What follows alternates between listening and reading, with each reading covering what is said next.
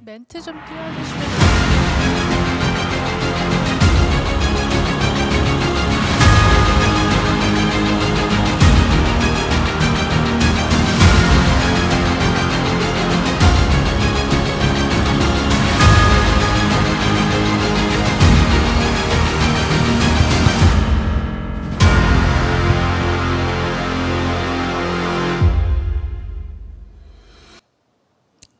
네, 그럼 지금부터 아시안 리더십 컨퍼런스 트랙 3의 세 번째 세션인 확장현실이 가져올 5가지 변화 세션을 시작하겠습니다. 확장현실은 구분이 힘들 만큼 실제 같은 가상현실을 뜻하는데요. 코로나가 앞당긴 이 비대면 시대에서 가상현실과 확장현실의 역할이 더 커졌을 것 같습니다. 네. Ladies and gentlemen, welcome back. We will now begin our third session of the Asian Leadership Conference, track number 3. This session will be held under the topic 5 Innovation Aroused by X-Reality. 네, 이번 세션에 아주 특별한 연사를 소개해드리겠습니다. 이곳 현장에서 가상현실 분야의 세계적인 기업 이온리얼리티의 댄 레제스카 대표님께서 참석을 해주고 계신데요. Dan Lejerskar, founder, chairman, and CEO at Eon Reality, is joining us today here at this venue. Ladies and gentlemen, please welcome Mr. Lejerskar with a warm round of applause. 네, 모두 뜨거운 환영의 박수 부탁드립니다.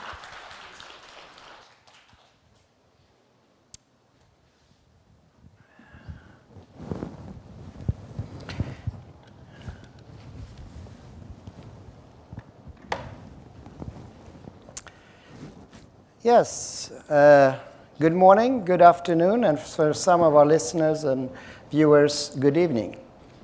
It's a great pleasure to be here in South Korea post-pandemic, or in the end of this terrible pandemic that have affected us all. So today, I'm hopefully going to cheer you up a little bit. I'm going to talk about something positive, something that can help to bring us together. Something that will enable us to have a bright future together. I'm going to talk about XR, virtual and augmented reality. I'm going to talk about where this technology is going in the near future. And we're going to start this journey with a story. And this story is about 2031. I will be 2031 with my grandchildren by the fireplace, and they will ask me, "Grandfather, how was it back in 2021, 10 years from now?" I would say, it was interesting. We used to capture experiences in flat, two-dimensional panels. You couldn't go where you wanted in an experience. You had to be enslaved to whoever captured that experience. YouTube was quite primitive at that time. And they would look at us, "Really? So you didn't have Spatial Metaverse?" No, we didn't. And they will be giggling while experiencing this in a spatial experience, while I will be perhaps in Korea and they will be back in California. But wait, I was telling this is 2031, right? But what I'll show you today, 2021, is that that's possible to do today. It's just that most of us don't know it's possible. And in fact, I hope in the next 30, 40 minutes or so, you leave this room convinced that you can do it. In fact, 4 billion people around the globe have devices in their pockets, including all of you here, that can enable you to be in a metaverse for knowledge transfer, for learning, for training, and for better performing, and to help unite us. So the journey will start in a few seconds. I will ask you all to fasten your seatbelts because it's going to go pretty fast. We're going to cover about 90 furious slides with hundreds of videos. So I hope you enjoy the journey. And once again, thank you so much for welcoming us to Korea. So I have a little clicker that I will start using. And I'll take the glasses. just to fill in the picture as a perfect geek from California. Okay, so let's get going. Metaverse. How many here know what the metaverse is, the definition? There are two definitions. There's a short one, which says that VR and AR spaces in which users can interact with a computer-generated environment and other users. That's the short version. There's a longer version that's kind of gives you a little bit of a headache, but is collective virtual shared spaces created by convergence of visually enhanced and physical reality in a way that is persistent in a virtual space.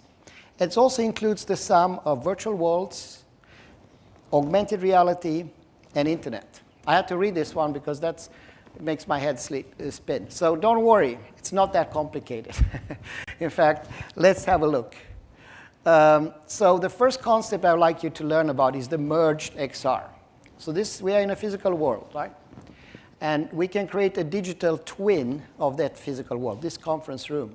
I can do it actually in seconds using just this phone and LiDAR. Once we created a digital twin, we're able to superimpose information that's real, or as you see in these images, it's virtual or augmented reality. So by doing so, we can illuminate the physical world and inject intelligence in inanimate objects. So they will be information rich. So yes, you will be able to talk with your toaster not in too long time. So that's merged XR, merging digital and physical. The other concept I would like to familiarize you with is a concept called spatial meetings. So the idea is, if you've seen Star Trek, beam me up, Scotty, when you teleport from one location to the other location. So you actually are in a real place, in real time, and you conduct a multi-user meeting in another location. So I'm not talking about teleconferences with faces in Zoom. I'm actually talking about the ability to walk around in that other environment. So you can do it object-centric, as you can see in this image, where people are around a table and look at things. Or you can do it around the big table. A politician can discuss important questions like, for example, climate change and the ice cap in Greenland.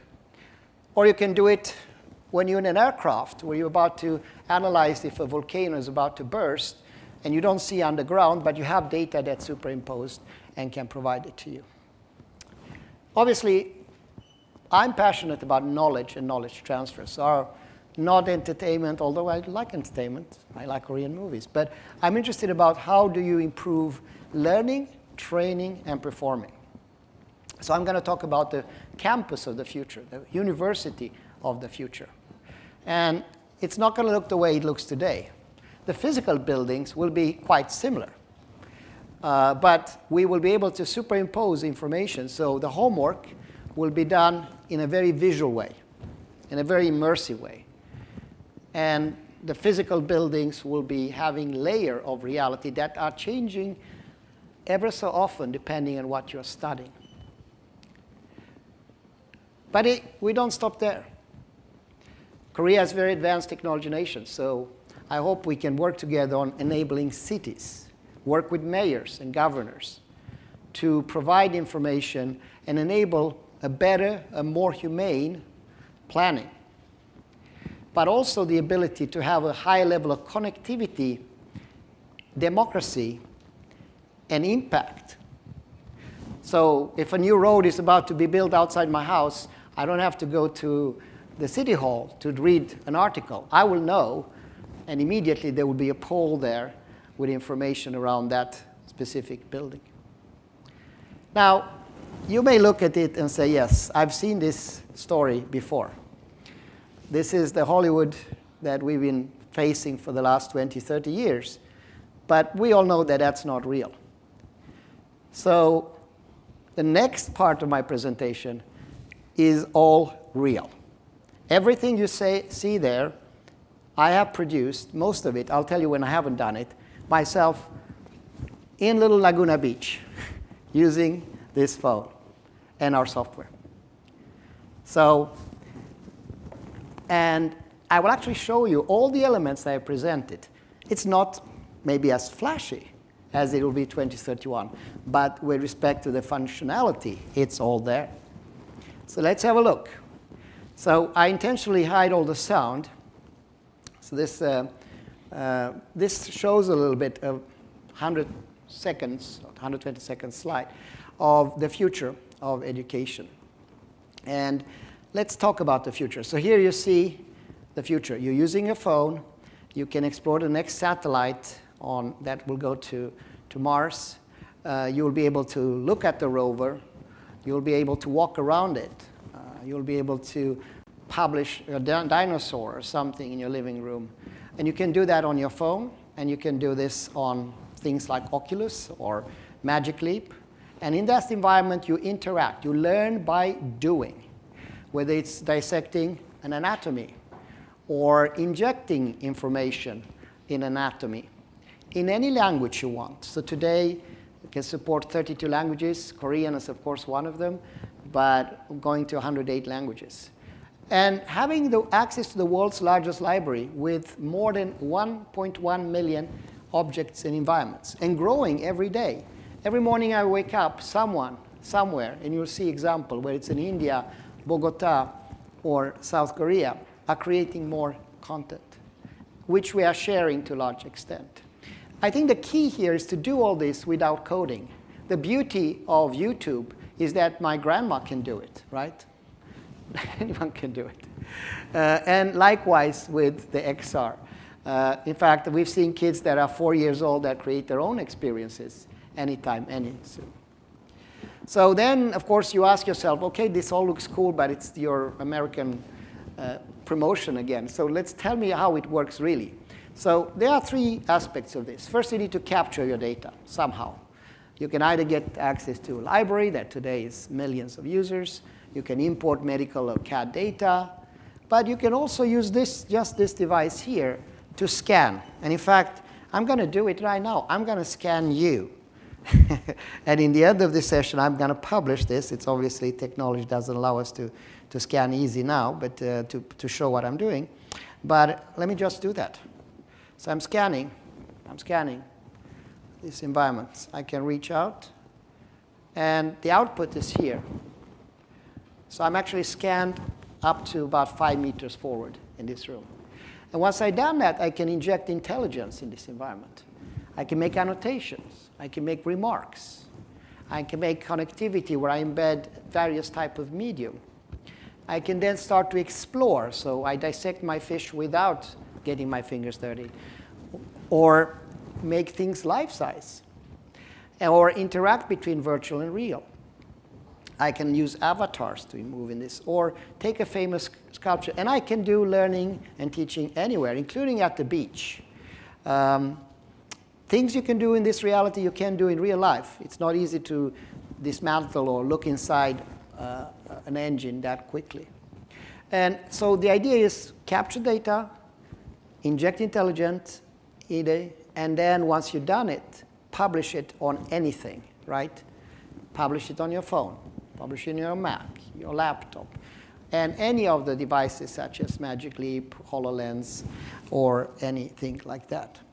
So that's the beauty of XR, and that's the reason it's possible to do today. What you're seeing there is also assessment. Oh, I forgot to collaborate.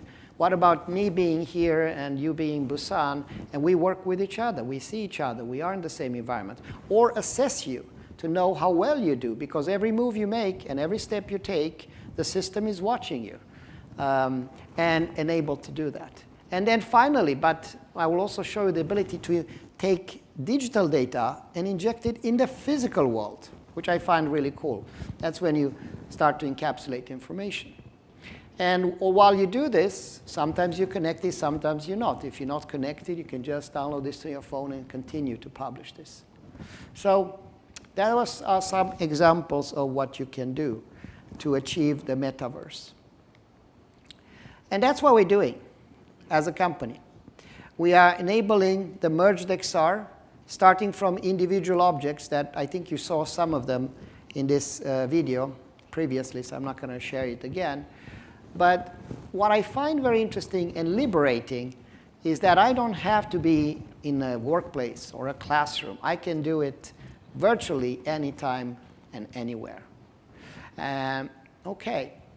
So let's start with small things. Then I also said to you that I've been able to do scanning. So here are some scans that I personally have done in the last week. Those are some artifacts that I collected from trips. And they are three-dimensional. And once you have that, you can scan environments. And once you have that, you can scan whole cities. So it's really capturing and crowdsourcing in a very exciting and visual way.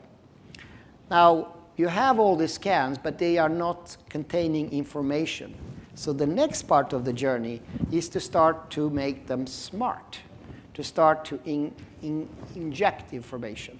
So let's look at some examples where I've injected information and then publish it back into reality. So what's happening in these videos, just you follow me. On one side, I scanned a room. I took it apart. I start injecting information. And then when it's done, I overlay it again. And I'll make the digital invisible. And all that remains is the physical world that's smarter and more informed, whether it's a boiler or my art room. So you actually see that type of environment. So we are merging. That's what we call a metaverse. And this can be used for, in Korea, you are very good at not only technology, but also very good at manufacturing things, right? What you're going to see there is practical things. So for example, if you look at a car engine, and you don't know how to repair that engine, you're able to just open it up, and if it's illuminated, it will give you instruction. The physical engine will give you instruction what to do with it. So you can see that. If you have a boiler or a mechanical thing and it breaks and you don't know how to restart it, it will take you through a guided step-by-step procedure. So it is very practical. It's not just esoteric. And it's 3 steps. You take the picture. Everybody can take a picture. You scan it, and you walk and talk. Walk and talk means that you move around with your mobile phone and you capture information that then it's superimposed in this interesting way. Okay, so that was merged reality. Let's move on to the more exciting, which is teleporting each other. So now that I have my scan, I can call my friend in Sweden. In fact, our CTO is in Sweden. And I invited him to my rooms. I set up a meeting, like Zoom meeting, but it's not a real. And then he's invited to the room. Sorry, I went a little bit too fast there. And let's see if I can. There you go. Okay. It doesn't want to collaborate with me. I think I have to go 2 slides back. Okay, now it should work. Yeah, so there I started the meeting.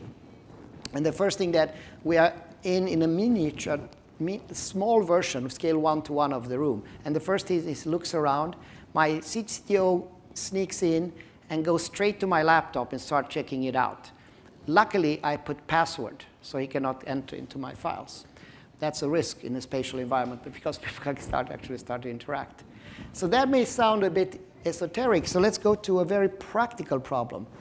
I have internet connection in my house, but sometimes it breaks, and I don't know what's wrong with it. So I call my technician.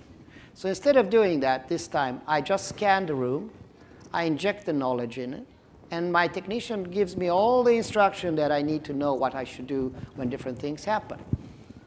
So this is something, so if I have a problem, I just click on it.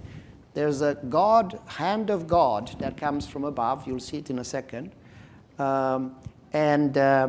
It's appearing and give me instruction. But if I do something that I didn't foreseen, that wasn't foreseen in the training, I can actually call him, and he guides me, shows me. He walks around in whatever room he is, and then he can share that information with me. So that's really teleporting for a practical issue, which I find very exciting. Okay. So you may say, that's cool, but it sounds like you're doing it only. How about other people? Who's doing it around the world? Luckily, we have 72 countries that have joined this journey so far.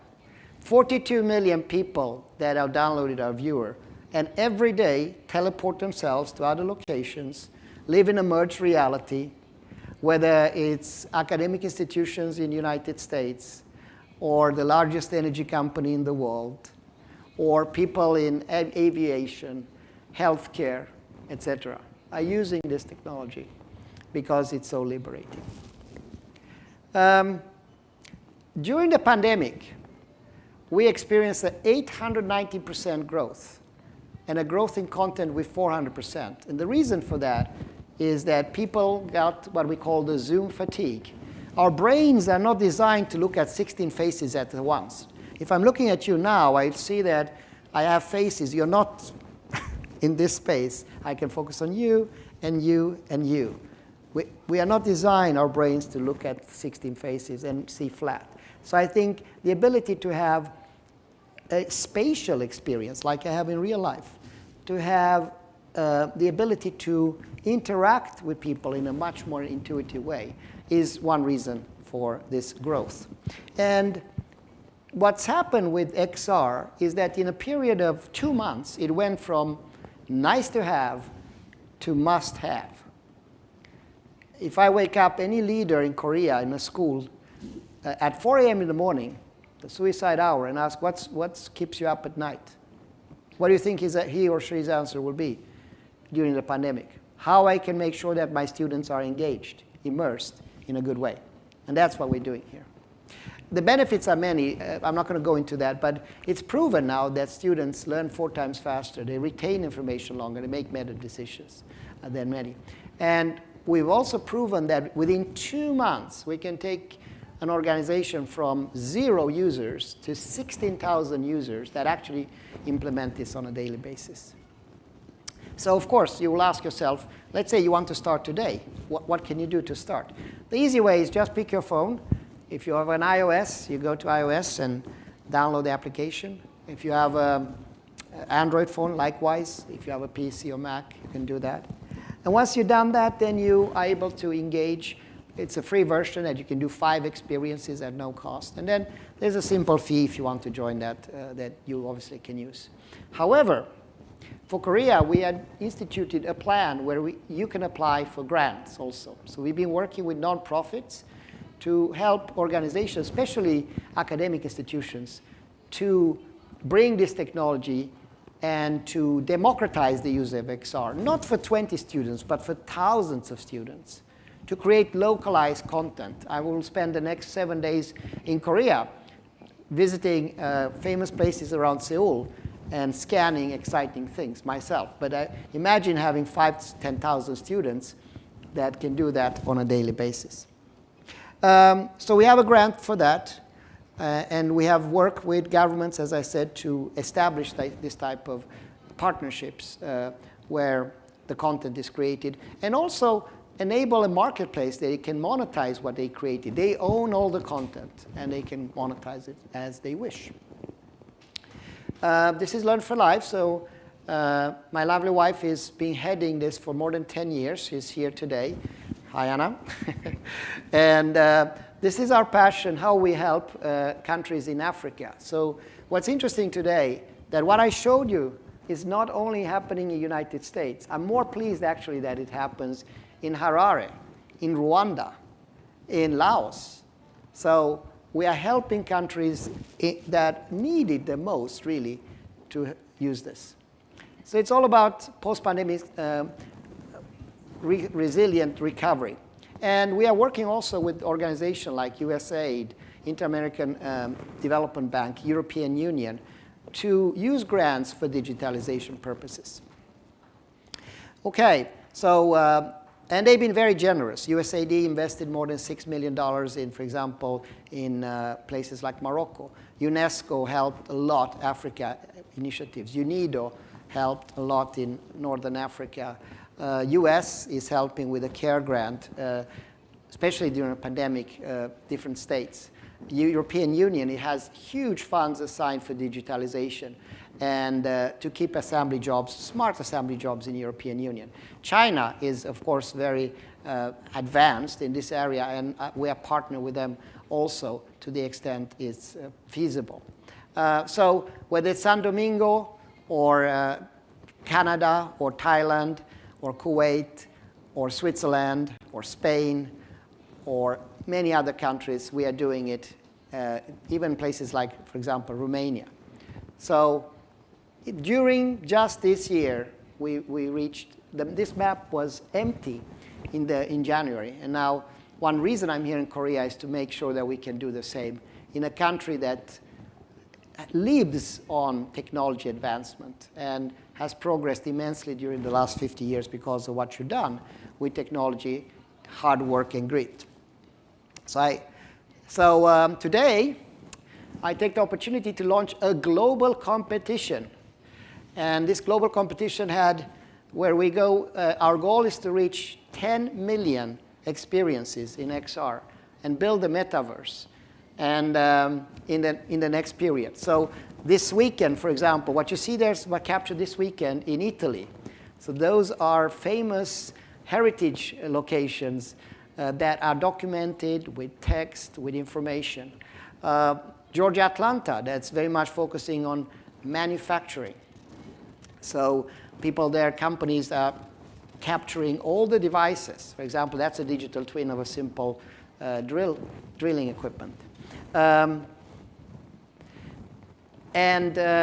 in Singapore. That's the famous divide between Malaysia and Singapore, and that sculpture has been developed by students there to represent the two worlds.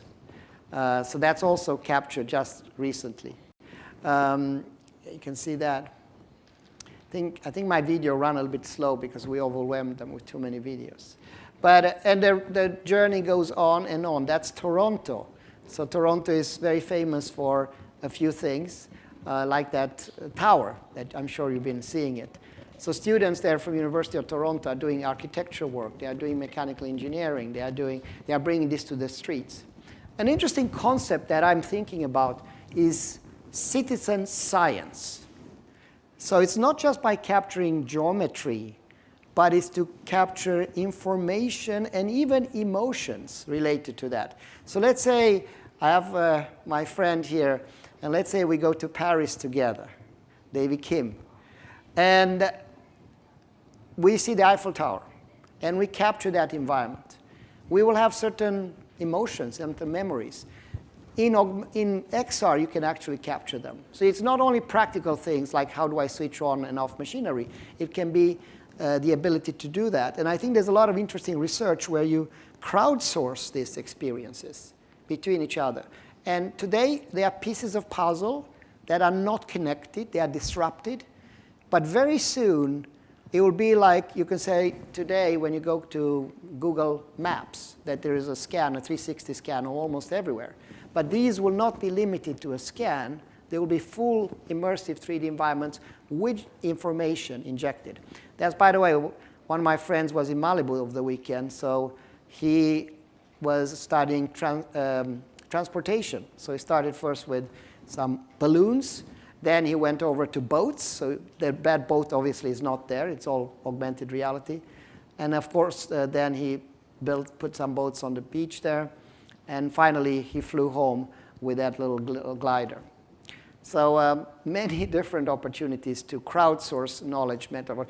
We have another friend in Bangalore, and she did a lot of transportation. She brought in an old car from back in time in India, and all the trucks with information. So kids have classes anywhere. You're not limited to one location. Anyway, I could continue with this video forever, but I will not. I would like to allow for some questions. So let me use the final slide to say, the future is bright. We hear so much things that are negative or challenging during this pandemic. But I would like to emphasize that technology has an immense opportunity to take humanity in the right direction. I would say also that no one today is starving, not even in Ethiopia. Most people have somewhere to stay and live. Most of us have access to some type of health care and basic education. So when I heard discussions among politicians, it's always about trade and money and goods and more. But look at it. Our physical and material world is dissolving in front of our eyes right now. When I was young, I used to have a TV, a gramophone. I used to have a flashlight. I used to have many physical things that are no more existing. The flashlight is there, but I still use them. They are all in one device. And this device I can find when I go to Nigeria or anywhere else in the world. It's there. So I don't think we need more material things. The assets, the physical assets, are dropping in value. What's increasing as sustainable value is digital and digital assets. And I think the roles of our politicians, I had a great honor to shake hands with what hopefully will be your next president. And the role of these, and I meet a lot with ministers and sometimes even heads of state, and they ask me what's important, and I say it's very simple. It's very simple. We need to give people the ability to create, to innovate, to awaken the 4 years old that you and we have in our hearts, and that reality crashes or suppresses, and enable us a sense of purpose. That's what's important. That's what we need to give our citizens. And I do think that technology such as the one I showed you today liberates our souls and enable us to do so, enable us to stimulate curiosity and plan the next trip to Mars. Find life prolongation, DNA technologies, so you can stay young and fresh if you want to do so, or visualize solution for climate change. That's what this technology can do. And I see it as a step in a journey that we have used for the last 70,000 years since we were in caves. It is technology that has brought us where we are. And what I see now through this technology, and the reason the future is bright, is just one of these additional steps in a very long and exciting journey that is just beginning. And on that high note, I want to thank my host, and I want to congratulate for a very successful event, and as a first step to normality and to travel and to joyful collaboration. Thank you so much.